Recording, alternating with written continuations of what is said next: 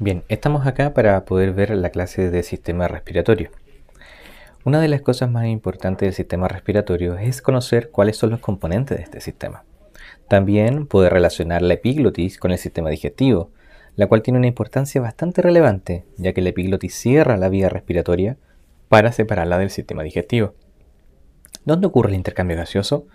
Estas son preguntas de las cuales al final de la clase debieras poder responder sin ningún problema. Dentro de los resultados de aprendizaje de esta asignatura, para esta clase, son identificar la morfología de los órganos y el sistema respiratorio, reconocer las funciones de estos componentes y también identificar las etapas de la ventilación y la mecánica involucrada. Partamos con las generalidades del sistema respiratorio. Por ejemplo, si observamos esta radiografía, nosotros vamos a poder observar de que hay un foco en el cual no se ve como se ve en el lado contralateral. Por lo tanto, esto habla de la ausencia de aire en este pulmón. Hay ciertas patologías que pueden asociarse con respecto a ellas. Las invitamos a que las puedas investigar. Las funciones del sistema respiratorio nacen y se apoyan principalmente en esta, que es el intercambio gaseoso o también llamado hematosis. El intercambio gaseoso en nuestro sistema respiratorio ocurre dentro de nuestros pulmones en una estructura microscópica llamada alvéolo. El sistema respiratorio también ayuda a filtrar y temperar el aire, ya que el aire que ingresa entra con algunas partículas que pueden ser irritativas o dañinas para nuestro sistema. También puede entrar a una temperatura distinta a la cual tenemos en nuestro cuerpo interno. El sistema respiratorio también tiene una función elemental con respecto a la fonación, principalmente a nivel de la laringe. Es una estructura que nos permite el habla a través de los ligamentos vocales. El sistema respiratorio también ayuda a la regulación del pH sanguíneo a través de todo lo que es el proceso de la hematosis. También regula el nivel hídrico de nuestro cuerpo. Dentro de las bases morfológicas, nosotros podemos hablar de que el sistema respiratorio tiene un área de intercambio gaseoso, el cual es el lugar en donde los alvéolos, estructuras muy huecas y contenidas en los pulmones, van a hacer este intercambio de dióxido de carbono por oxígeno. También existen vías de conducción aérea, que por donde conduce el aire. Se inicia desde la cavidad nasal, continuando con la faringe y luego conectando con esta cavidad oral, para luego encontrarse con los cartílagos de la laringe. Luego estas vías se dividen hacia la parte más inferior, tráquea, bronquios y bronquiolos. Por lo tanto, por allí solo se conduce el aire. Todo este sistema respiratorio está dentro de un entorno que es la caja torácica, la cual tiene funciones también de protección y de movimientos. Por lo tanto, nos permite a poder ampliar el tórax en caso de necesidad de tomar mayor cantidad de aire. Dentro de lo que es la morfología del sistema respiratorio, nosotros tenemos que hablar de la división funcional de la vía aérea. La vía aérea se divide en 23 generaciones, la cual comienza en la tráquea, con su bifurcación traqueal y la generación de bronquios principales. Luego hablamos de bronquios lobares y finalmente los segmentarios.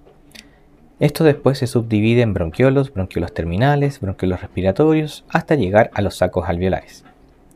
Nosotros vamos a decir que entre la primera y 16ª generación, donde no hay intercambio gaseoso, se genera la zona de conducción del aire. Entre la generación 17 y 19, también sin intercambio gaseoso, hay una zona de transición. Para finalmente, en la generación 20 hasta la 23, existe lo que se llama zona respiratoria, donde sí hay intercambio gaseoso. La división anatómica de la vía aérea se hace de la siguiente forma. Tenemos una vía aérea superior que compone la cavidad nasal, la faringe y la laringe. En cambio, tenemos una vía aérea inferior que está constituida por la tráquea, bronquios y sus segmentaciones, los pulmones y estructuras accesorias, como por ejemplo musculatura respiratoria. En este caso, mostramos el diafragma.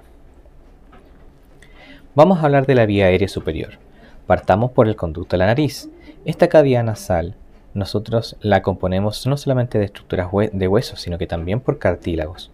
Un tercio de la nariz está conformado por huesos, a través de ese hueso nasal. 2/3 de la nariz está hecha por cartílago, que tenemos un cartílago de ala mayor y un cartílago lateral, también un cartílago de ala menor. Hay estructura netamente ósea y estructura netamente de cartílago. La cavidad nasal en sí está estructurada por huesos. Tenemos conchas nasales, superior, media e inferior, que dejan ciertos espacios, como por ejemplo los meatos nasales, meato nasal superior, meato nasal medio y meato nasal inferior. Si uno ve la nariz desde una vista inferior, vamos a poder encontrar todo esto que nosotros llamamos fosas nasales o narinas. Dentro de la cavidad aérea, principalmente, nuestro sistema respiratorio también contiene senos. Recuerden que los senos son estructuras en donde puedo contener aire o mucosa. Encontramos el seno frontal, que se encuentra en este hueso. Tenemos un seno también que se encuentra a nivel de la conformación del hueso etmoidal. También tenemos un seno maxilar bilateral. Y si lo vemos desde vista lateral, podemos observar el seno del esfenoides.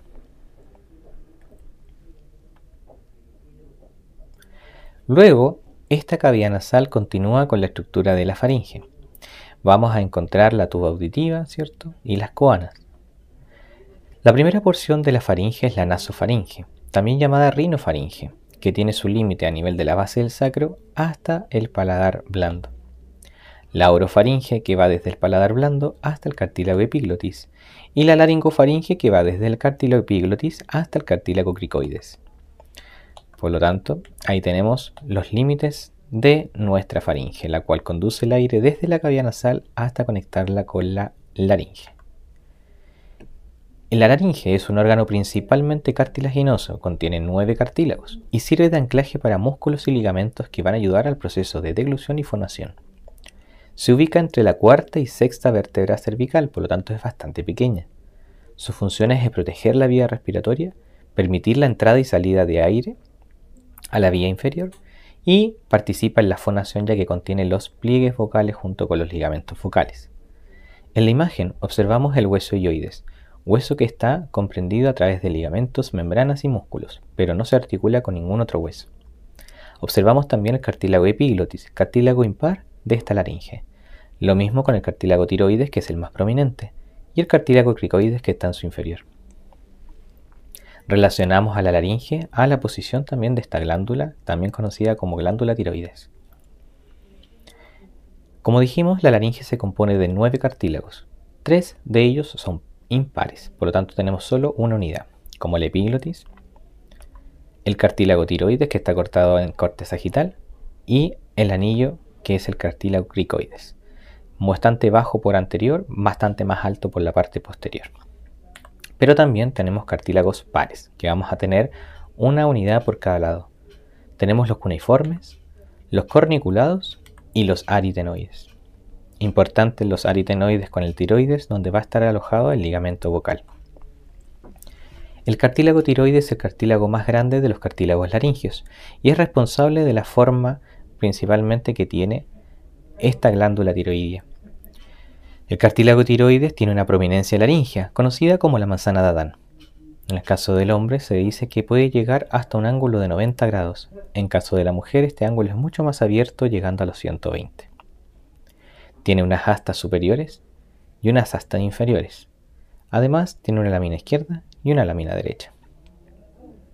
A esto se le llama escotadura o incisura tiroidea superior, mientras que la de abajo se le llama incisura o escotadura tiroidea inferior. Los ligamentos que están asociados y membranas a nivel de la laringe reciben el nombre de la estructura desde dónde hasta dónde van.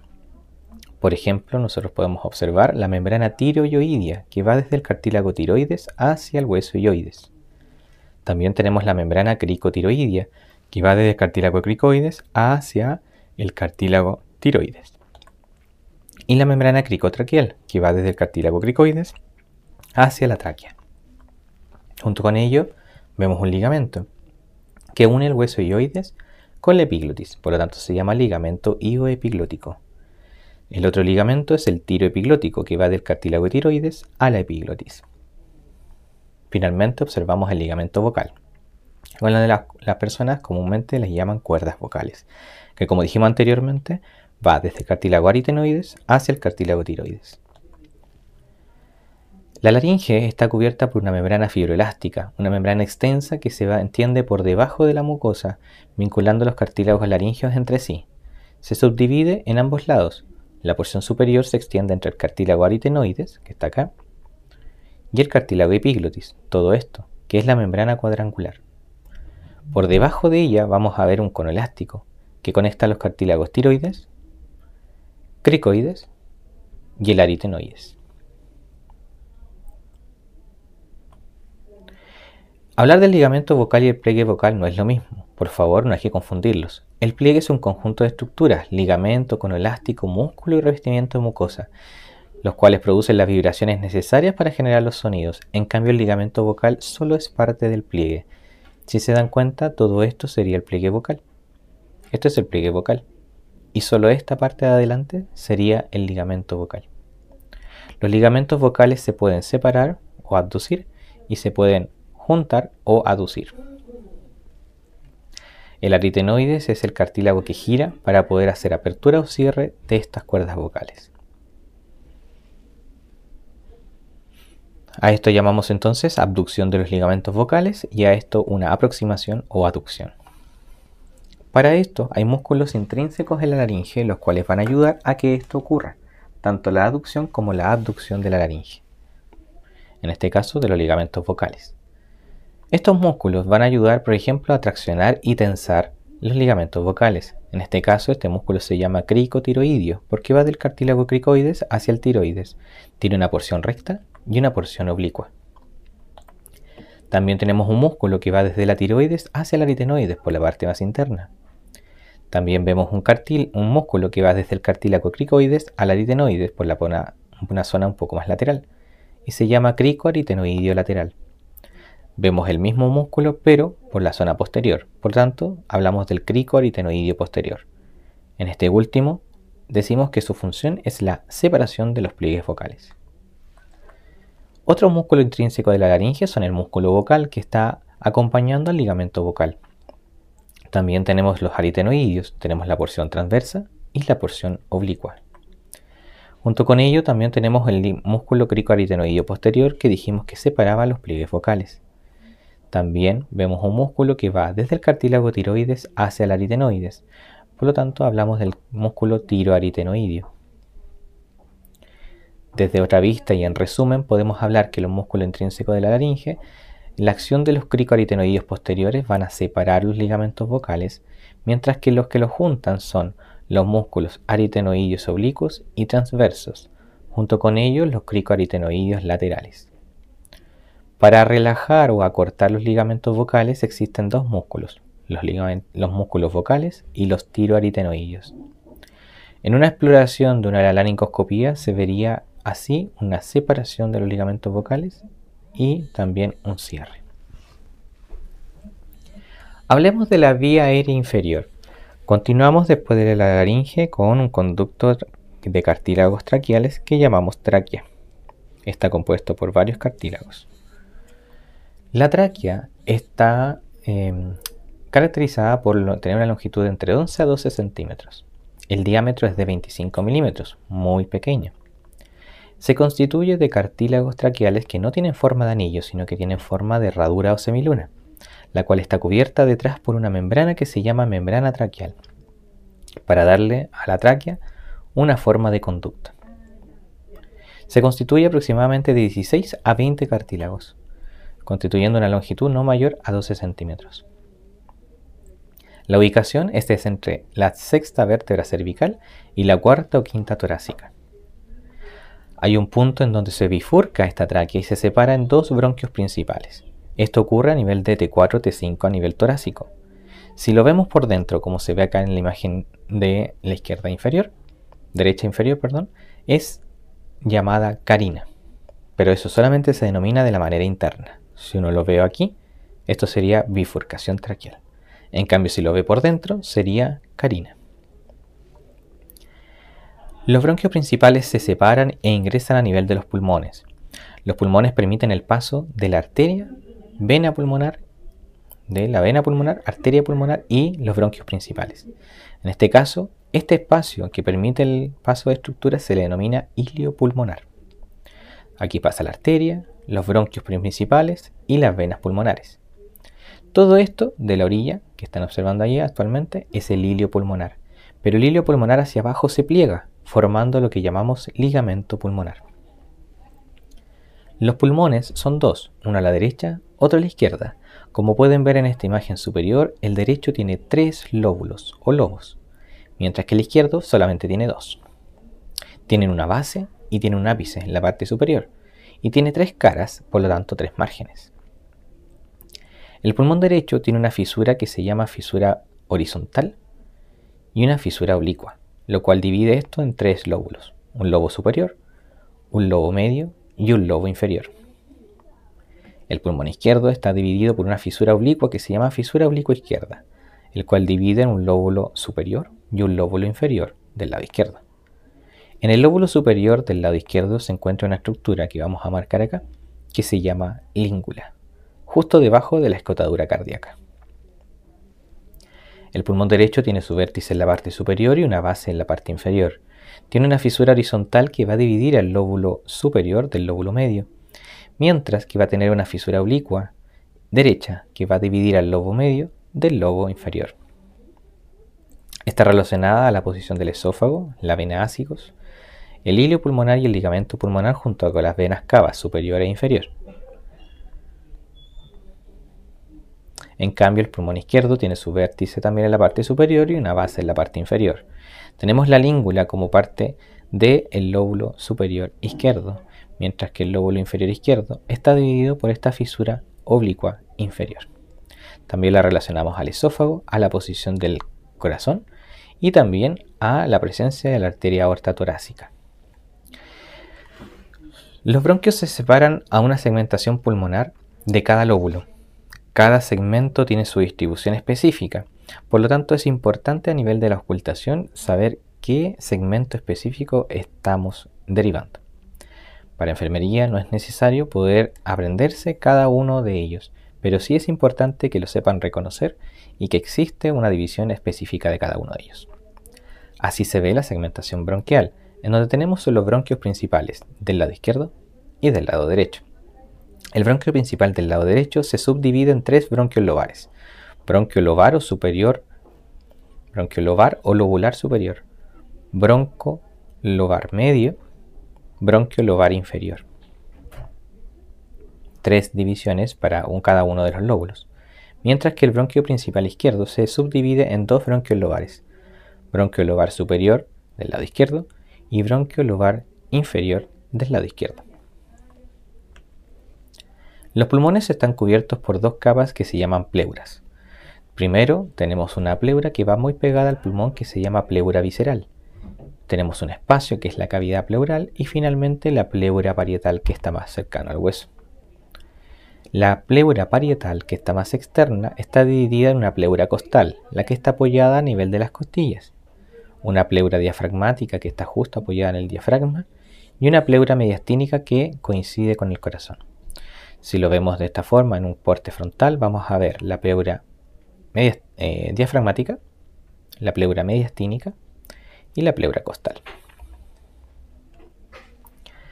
Esta pleura genera recesos, genera espacio para que el pulmón se pueda expandir libremente. Por lo tanto, a esto se les dice espacios de reserva para la expansión de los pulmones. Esos son los recesos.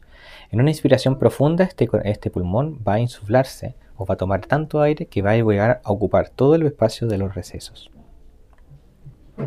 Tenemos los recesos costomediastínicos que están relacionados a las costillas y al mediastino, y los recesos diafragmáticos que están mucho más cercanos al diafragma.